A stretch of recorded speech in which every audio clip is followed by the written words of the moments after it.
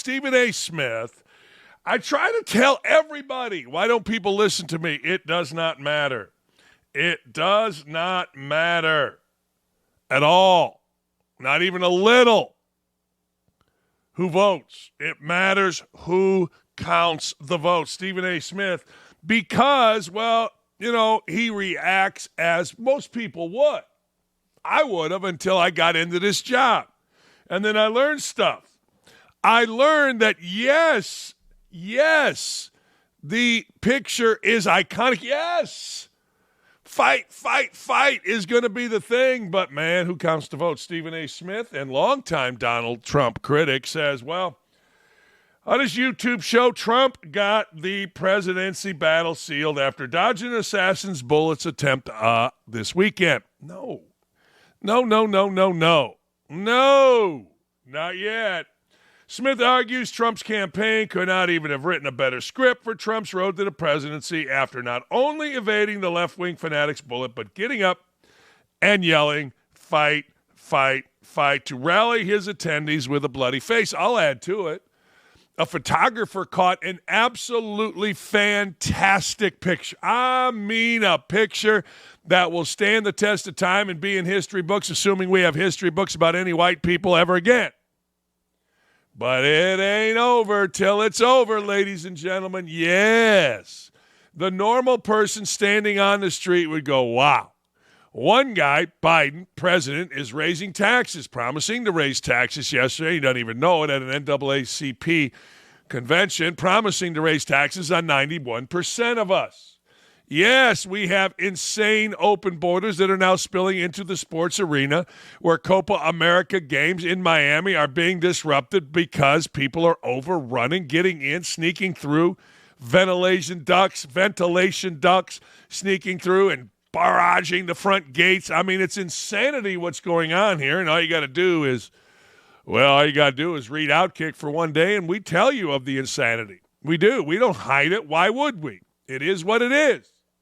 But I got to tell you, anybody that thinks this election is over is NUTZ. Let's hear from Smith. In my opinion, the shooter, he just handed Donald Trump the election. That is what I believe. Of course, I don't know that as fact. Of course, things could change. But in my opinion, he just handed Donald Trump the election. Ladies and gentlemen, you can't buy. I've been in media for 30 years. You can't buy a better photo than what Donald Trump has at his disposal as we speak. He goes to the ground. He's got blood on his right ear, looked like it got nicked, which is what he said, it pierced his ear. He gets up. He looks disheveled. All right. Clearly taken aback by what happened, and rightfully so. Blood trickling down his ears and the right side of his face. Surrounded by Secret Service agents. Raises his fist. Is shriveling, cringing his face up. Fight. He says it 3 times. And while raising his fist, surrounded by Secret Service agents, the American flag is behind him. Ladies and gentlemen, you can't buy that. You can't buy a better photo than that if you're a politician. You can't buy a better photo than that. Look at the video of him raising his fist. Look at the crowd going crazy behind him. Look at them saying, yeah. And then listen to the pundits on TV talking about how strong, how vibrant, how courageous. And they were using these words. And not coincidentally, it was the antithesis of what they've been saying about President Biden. Yeah, all right. Well, yeah, I mean, you detailed it pretty good. But I got to tell you, anybody that thinks that is over, of course, great picture. Of course, fight shows a direct, well, what's the right word? Shows that President Biden isn't shitting his pants like the other president is. Shows that President Biden isn't slurring his words. Shows that President Biden has all his faculties together. Shows, quite frankly, that President Biden is a damn man's man. While this other guy's copping a squat, while this other guy can't get through a speech, and he can't get through a speech, and he can't get through a speech without telling many lies. The thing I'm going to tell you, and I've told you this forever, you went to sleep the last election, we all did, thinking what happened and didn't. Don't fall asleep again. I say it all the time. President Trump is not the president yet. And he won't be secure in this until the last dog dies. It's a saying, shut up. And here's the deal. I'll tell you exactly what's going to happen, because I always tell you what's going to happen. Then you're like, no, it's not, man. See, people like Stephen A. Smith that are jumping into this, yeah, man, it looks good. But people that actually pay attention, people that actually watch, understand shenanigans. It isn't who votes. It's who counts the votes. Millions of votes are already cast right now. How are they cast? Who's casting them? Anybody showing an ID anywhere? Anybody doing anything to verify where folks voting right now are from? These are the bigger issues. A picture goes away. Party loyalty stays. And it all comes down to did the Republicans figure out how to play the game as well as Democrats? Period. That's it. That's my thing. I have said, and I've been very consistent, I don't care about polls. I don't care about the path to the White House that you're going to see every news organization now start doing. Based on polling, here's where we're going to win. Here's where he can win. Here's where he can get to the White House. The truth of the matter is this. Don't stay silent. Stay vigilant. If you're a voter for Trump, don't stay silent. Don't get comfortable. Make sure you vote and your people vote. It's just the way you should do it. It's the way the world is right now. Look, should Trump be the president? Oh, hell yeah. Is that picture awesome? Oh, hell yeah. That picture, again, will go down in history as one of the most iconic ever. And it should. And if we still have history classes that even suggest white people roamed this country in 25, 30 years, then that will be the cover of every history book. Unless, of course, Karen says, well, that's too violent for my little girl. But the fact of the matter is this, man, this election is far, far, far from over. You know, I was watching last night the Democratic convention, and I got to tell you, pretty smart. Vivek Ramaswamy is the best speaker in this country in politics, and it ain't close. He has an intelligence and a confidence, and we're sitting there watching, and one of my buddies said, hey, man, he using a teleprompter? I said, I don't know. And that's pretty good. But not only is he addressed every single area. You want to be cool as a college kid? Tell him you're a conservative. See how that goes. You want to stick it to the man? As a college kid, tell him you're a conservative. See how that goes. Last time when Trump got elected, that bastion of higher education, Harvard, threw tomatoes at Trump followers. When Trump won in 2016, tomatoes were thrown at different people on campus that were known conservatives. That's the tolerance of the left. I thought last night the RNC was great, but you got to continue to have nights like that. You got to continue to unite.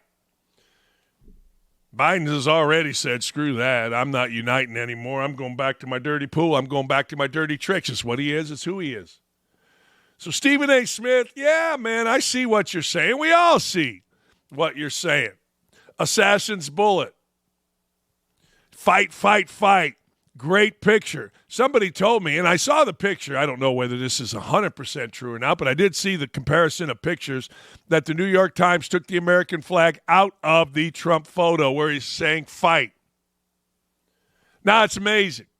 That's how much they are paying attention. That's how much they, the left, want to win. They will take the American flag out of the nation's newspaper because it hurt their feelings.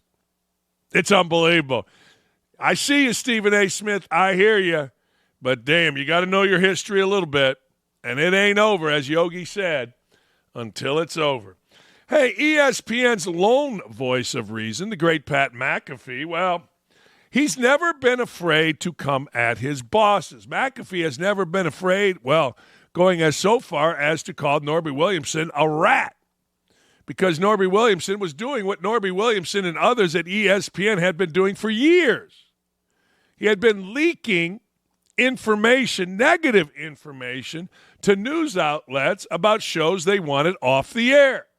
Williamson was a senior vice president, but senior administrator. I'll say that. And McAfee called him out. Williamson, gone. He gone. Well, guess what? That's only gotten McAfee going better, stronger, harder at his own network. Again, guys like Pat, they just want some sanity, just want some reasoning. Apparently, the network put out their list. Here we go, right?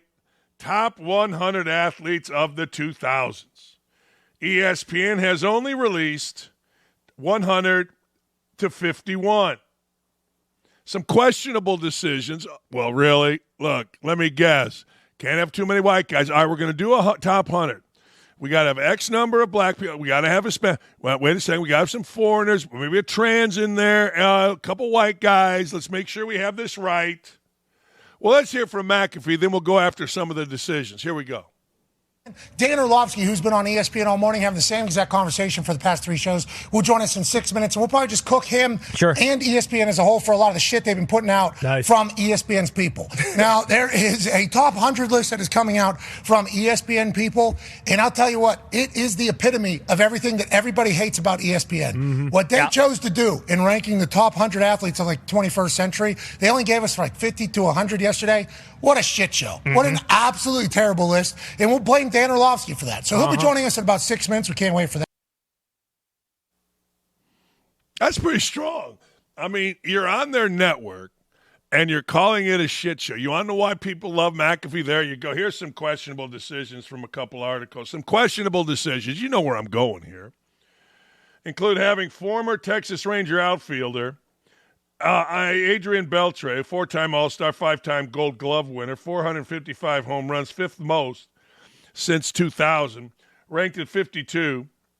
While New York Yankees 5-time World Series champ and 5-time All-Star Derrick Jeter was ranked 53.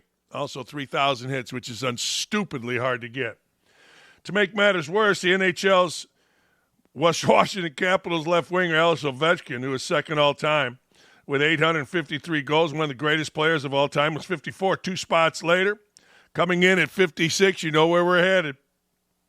Spanish female soccer player, Alexia Putellas. Yeah, man, we got to have, wait a second, we got to have a female. We got to have soccer, too many baseball players. Hold on here. We got a hockey. We got to have a female. Anybody know a transgender we could put in here? Is Renee Richards still pitching tennis? What? No? Okay. Well, all right, let's find a female. All right. Other notable genius decisions.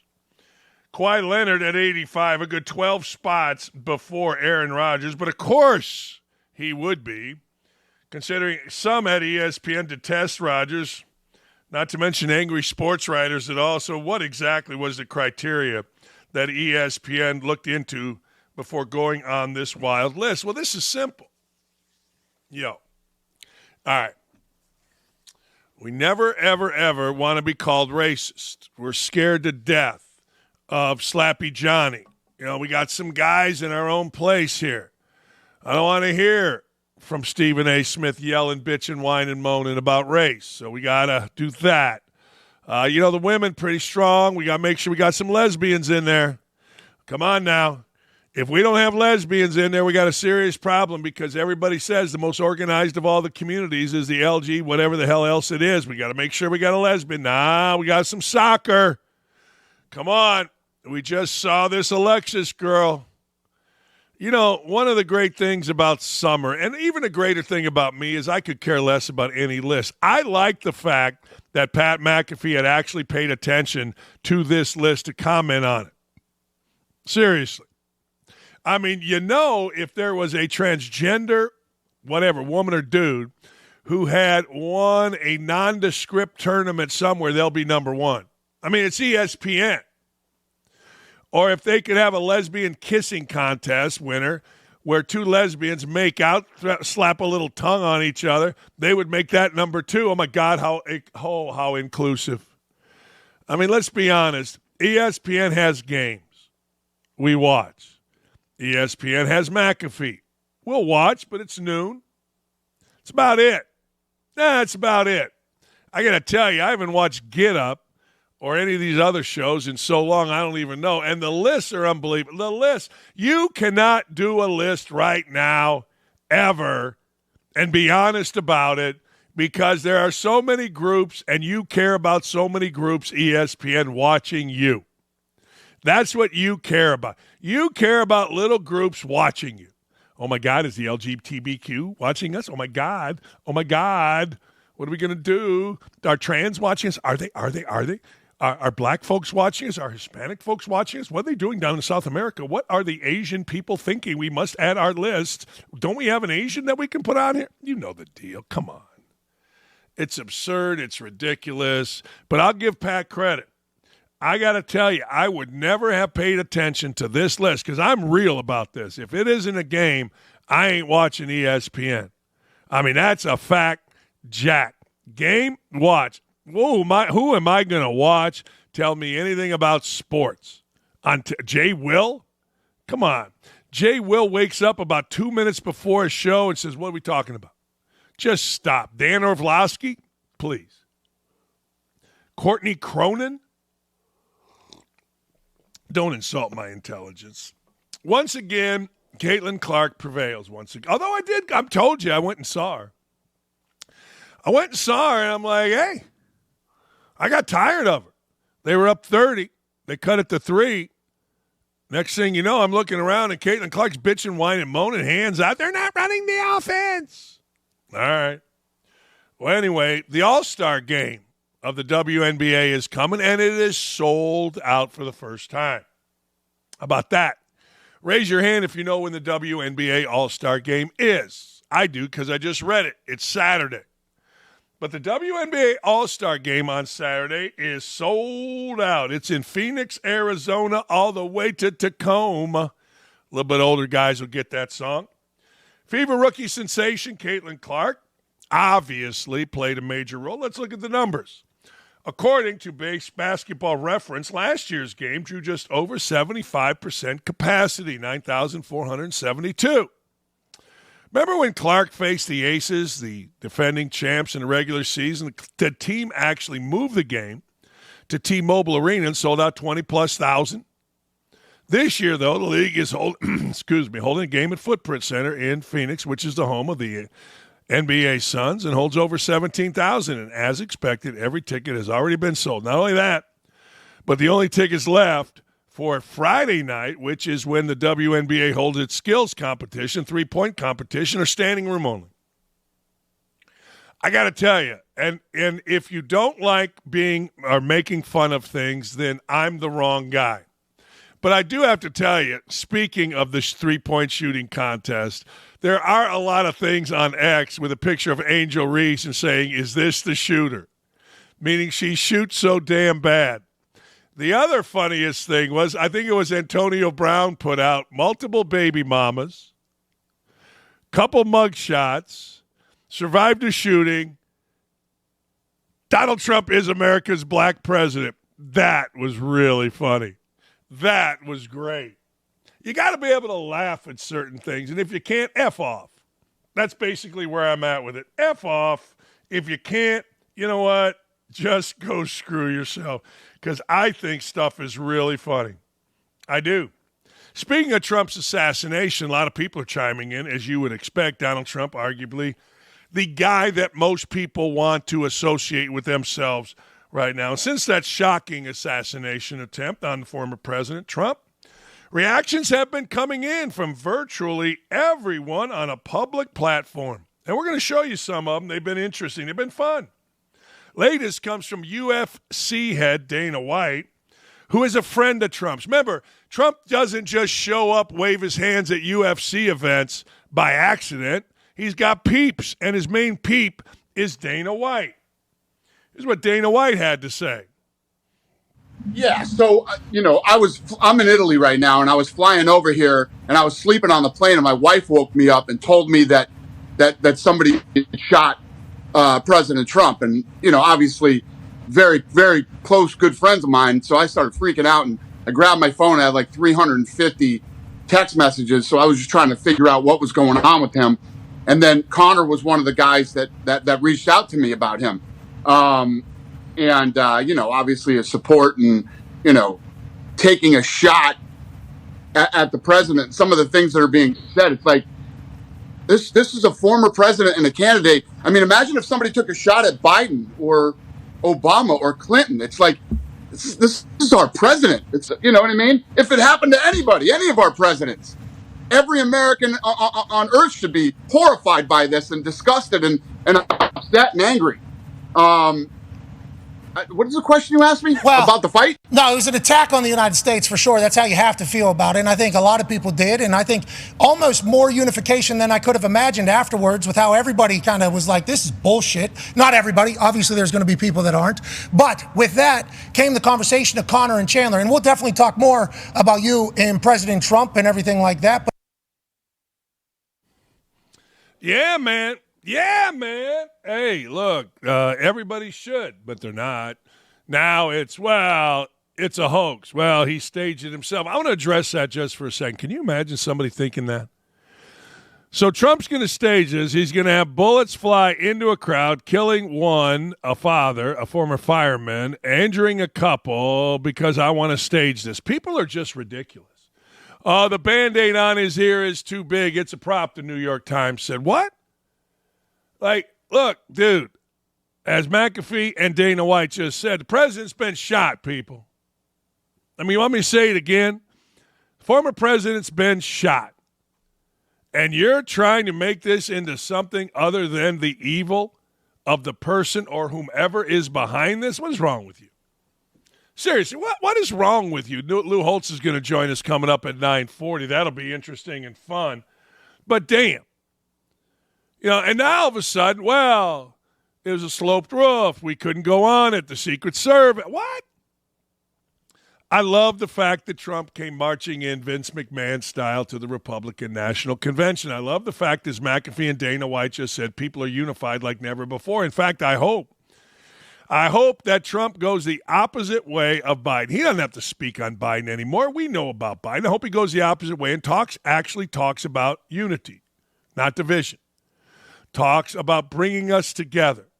Talks about the importance of our country, Republican, Democrat, Independent, our country. I hope he does it. I hope he doesn't jump back down that rabbit hole of being, one of them. Big Mike famously said, when they go low, we go high, and that could not be farther from the truth. What we've learned is when they go low, they go lower. When they go low, they dig deeper. I mean, we've learned that. Everybody's learned. If you're paying attention. Now, I get it. Look, I understand most people don't pay attention. I do. I really do. I had one of my kids say, hey, Dad, is Trump up for re-election? I'm like, dumbass. Read a newspaper, except there are no newspapers. But anyway, reactions have been interesting. Obviously, the same old is angry. Same old, including Joe Biden, who says he's an NAACP lifetime member, got his start at Delaware State, blah, blah, blah, blah, blah. He was spreading divisive rhetoric already less than 24 hours after his little speech. And we knew it was coming. We know Joe Biden can't tell the truth. All right, Trey Wallace. Let's get back to some deportes. Trey Wallace had boots on the ground, ladies and gentlemen, at SEC Media Days. And he had the opportunity to talk to Kirby Smart and the opportunity to talk to Carson Beck about the insanely wild, self-inflicted off-season that the Georgia Bulldogs had. Our Classic City collective for over a year has been substantially fining guys for those things, talking about egregious behavior, particularly on the roadways. This is interesting to me. I told you yesterday, see Kirby Smart there. Everybody wants to blame Kirby Smart. Everybody wants to say, Kirby Smart, man, you know what? You got to get a handle on your program. And I told you that's not the way it works anymore. Back in the day, I could make a kid go run. Back in the day, what? You miss class? Get up at 6:30 in the morning. You miss another? You're not playing. Nowadays, that's not what you do. That's not the way the system is set up, and frankly, probably shouldn't be set up. What happens nowadays is the Classic City Collective is fining guys. So you see, big old Kirby Smart right there. Big old Kirby Smart, like, hey, man, I wash my hands. That's not something new. That's something that's been ongoing outside of my jurisdiction that they decided to implement and have done to a considerable amount. Outside of his jurisdiction. See, you all still think that the college football, basketball, baseball, whatever, mostly football and basketball coach runs the operation. He doesn't. It's run by a collective. And it's terrible. It's horrible. But hey, 18 to 23-year-olds are making a lot of money. So that's a good thing. It is awful. I think personally, now that I'm reading all of this over the last couple days, it is the worst stuff ever. Ever. That a coach that's won national championships is telling you disciplining players is outside his jurisdiction. Now, I want you to think about that. How about that? It's amazing. All right. Outside my jurisdiction. It's unbelievable. All right, let me see where I'm at here. As far as I know, there's not one team in the country that has ever suspended a player for traffic violations, which that's what Marcus Rose, what's that name? That's what Marcus Rose, got suspended for. I don't know if anyone's ever kicked somebody off the team for that. And we have that. And we're going to continue to be proactive. All right. There you go, man. Yeah, it's crap. Yeah, I will tell you, whatever that guy's name, Marcus Rose, my ass, whatever his name is, probably wasn't good enough. Probably was good, but wasn't good enough. Carson Beck chimes in. He dumb enough to date one of the, whatever their name is, sisters. Let's clarify, I don't like fast cars. I like cars. My car is fast, but I don't drive like an idiot. There have been some issues on our team, but also we have hundreds of players. No, you don't. You have 100. Large percent of our guys are very focused and very on top of that. Oh, good, Carson. Yay, Rock, go fight, win. Carson got his bling. Carson's the new it guy for this year, and then he goes to the NFL, and we forget about him. So we got to listen to Carson. But I like what he said. I don't drive like an idiot. Well, your teammates drive like idiots. It's not on Carson. Make no mistake. Leadership, you got to have that leadership, Oh, shut up. Let me tell you something. Those fat idiots at Georgia, they ain't listening to nobody. They're getting their fat ass in their fast car, driving 1,000,000 miles an hour, and hoping that the coach gets them out of whatever bullshit they get into. Problem they have, though, is a couple people lost their lives. A couple people died. One was a staffer, drunk. I don't know what the little girl was doing. 2 o'clock in the morning with a football player, drunk in a staff car. I can use my imagination and go by history if you want. But I don't know why that would even have happened ever in any program, but both died, and it's horrible. How does that happen in a program? That kind of got whitewashed. I'm sitting there as a former coach going, I got to tell you something. There is not a chance in hell one of those little girls that recruits, and we didn't really have them because I know what happens, is going to be driving our cars drunk. Not a chance. Zero, zip, nada. Football's weird and sad and ridiculous. The New York Knicks owner, James Dolan, went off in a letter criticizing the NBA's proposed media rights deal, especially the lack of protections for regional sports networks, aka RSNs. We are well on our way to becoming a one-size-fits-all characterless organization. Well, that's what they want. They want everybody to get the same amount of money. Well, if I'm Dolan, I'm like, yo, this ain't Sacramento, baby. This is NYC. Hey, this ain't Indy. This is NYC. What are you doing? Stop it. I don't need it. The NBA has made the move to the NFL model, which is always smart if you're just talking about making money. If you're just talking about that green, Pretty smart move. De-emphasizing, depowering the local market. Soon, your only revenue concern will be the sale of tickets and what color next year's jersey will be. Don't worry, because due to revenue pooling, you are guaranteed to be neither a success nor a failure, of course. To get there, the league must take down the successful franchises, redistribute to the less successful. This new media deal goes a long way to accomplishing that goal. These changes drastically increase the challenges associated with attracting and renewing vital sponsorship revenue by creating a particular unfriendly environment for member team sponsors. The inclusion of streaming partners in the proposal, Amazon Prime Video, Peacock, allows fans in all NBA markets to bypass their RSN to watch certain games in their local market. The proposal offers no local protection for RSNs. We trust that our concerns are shared by many of our counterparts across the league, each of whom will be summarily impacted. The league will say it does not matter because your franchise will continue to rise. That contemplates you will eventually sell. Once again, pride of ownership is what is sacrificed. We are well on our way to becoming a one-size-fits-all, characterless organization. Just remember we did this on the backs of owners like Jerry Buss. The saying is that you always had individuals. You always had interesting characters. And now you're going to do what the NFL does, which is essentially button it all up and just hope you make money. Jaylen Brown, downtown Jaylen Brown, he was seen walking and hanging out at the Summer League saying Bronny can't play. He's dating that girl Gondrzak who shows up everywhere. She showed up in a shooting. She shows up everywhere, this girl Gondrzak. She must be the hottie of the day. But anyway, she was sitting with this Gondrzak girl, who's, I guess, just got cut by the WNBA, saying Bronny can't play.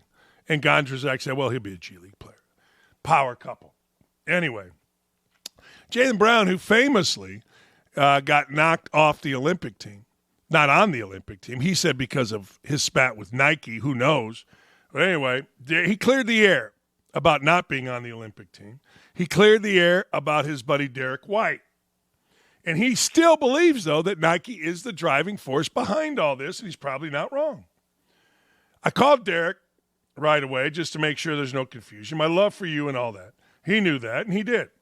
You don't always got to make everything public. Me and D. White are good. I do. When asked about Nike, I do for sure. There'll be more stuff to come out with that. But as of now, I'm not going to comment on it. That was Jaylen Brown when asked if he still believes Nike kept him off the Olympic team. Well, sure. I mean, look, let's be honest. If anybody deserves to be on the Olympic team after this particular year, it's Jaylen Brown. Now, does Tyrese Halliburton? Not really. But I'm glad he's on. I think it's great for the Pacers. I wish Tyrese Halliburton all the luck in the world. I hope he gets back in time and doesn't get hurt and has a great experience. But, you know, between the two Jaylens, Jalen Brunson and Jaylen Brown, I mean, what are we talking about? Both of those guys should be on the Olympic team today, tomorrow, and the next day. But I do got to go back to something, Nick. I got to ask you, you're a New York guy. James Dolan wants all kind of stuff, wants it to be a little bit more flair, a little bit ownership. When James Dolan speaks, do New York people listen or do they just discard him? No, they listen to him, but they only listen to him because it's kind of like a hate thing. They hate listen to him. They want to know what he says so they can rip him to shreds because nobody here in New York likes him. And he's not doing anything to help the Knicks. It's all Leon Rose right now. He's the one that's really helping the Knicks. You know, you had all those years previously that, they make all this money and they couldn't do jack squat. They signed Kemba Walker and he barely even played. So it's like, no, we don't claim James Dolan. Do you watch the local network when the Knicks are involved? Everybody watches the Yes for the Yankees, right? Yeah, and the same thing for the Mets. We watch SNY. So, whatever channel the Knicks are on, that's where we go to. We watch it there. Yeah, that's what I figure. I figure once James Dolan spoke, people were somewhat tuned out. That's kind of the way I thought about it. He's on the wrong side of the media, right? Basically, whatever James Dolan does, you're not watching. People just are like, yeah, okay. Pretty much. We just take everything with a grain of salt. Everything he says, we want to know what he says, but at the same time, it's just like we already know it's going to be something completely idiotic. So it's like we hate watch it. I don't know if what he said there was idiotic. I don't know. I'm not sure, but it certainly, I don't know the right word. I just know that every time he speaks, people are going to go, yeah, no good, man. Yeah, no good. I'm not listening. All he cares about is his stupid little band that he plays in. My dad is not a basketball guy by any means necessary, and he hates James Dolan. So that should tell you something. He's not really a big fan. Oh, because he's also a quote unquote scumbag. My dad used to be a cop, and he's had a couple run-ins with James Dolan. He said he is for a lack of a better words, I'll tell you off air, but he's not a good guy. Fascinating. You get the inside scoop here. Stephen A. Smith says Trump's won the election. You buying it? No, not yet.